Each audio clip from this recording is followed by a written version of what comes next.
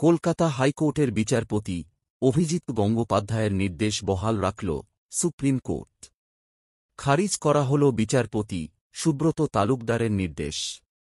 ২০২২ সালের প্রাথমিক মামলায় শীর্ষ আদালত যে স্থগিতাদেশ দিয়েছিল তা প্রত্যাহার করে নিয়েছে। ফলে ১১,৭৬৫ জনের চাকরির নিয়োগে আর বাধা রইল না।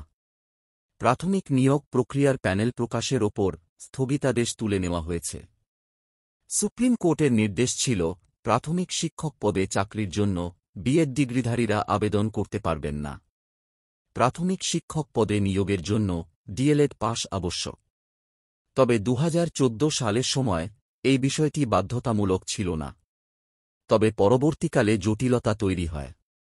এই কারণে ২০১৪ সালের টেট উত্তীর্ণরা ২০২০ সালে ডিএলএড কোর্সে ভর্তি হন। এরপর ২০২২ সালের নিয়োগের বিজ্ঞপ্তি প্রকাশের সময়ে সেই সব চাকরি প্রার্থীরা মার্কশিট হাতে পাননি। পরবর্তীকালে সেই সমস্ত চাকরি প্রার্থীরা চাকরিতে সুযোগ পাবেন কি না এ নিয়ে কলকাতা হাইকোর্টের পরে সুপ্রিম কোর্টে মামলা হয়েছিল। তারপর ২০২২ সালের নিয়োগ প্যানেলে স্থগিতাদেশ জারি হয়। সোমবার এই স্থগিতাদেশের সিদ্ধান্তই প্রত্যাহার করে নিল সুপ্রিম কোর্ট। ফলে প্যানেল প্রকাশে আর কোনো বাধা থাকছে না। রাজ্য আগে জানিয়েছিল ১১,৭৬৫ জনের চাকরির নিয়োগপত্র প্রস্তুত করে রাখা হয়েছে।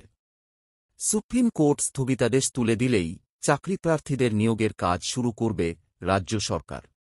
প্রাথমিক শিক্ষক পদের নিয়োগ প্রক্রিয়ার ক্ষেত্রে কাউন্সেলিং, ইন্টারভিউ সমস্ত কিছুই সম্পন্ন হয়ে আছে।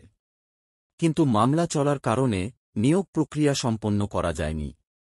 তবে এদিন স্থগিতাদেশ উঠে যাওয়ার পরও আদৌ নিয়োগ প্রক্রিয়া শুরু হবে কিনা তা নিয়ে প্রশ্ন উঠছে।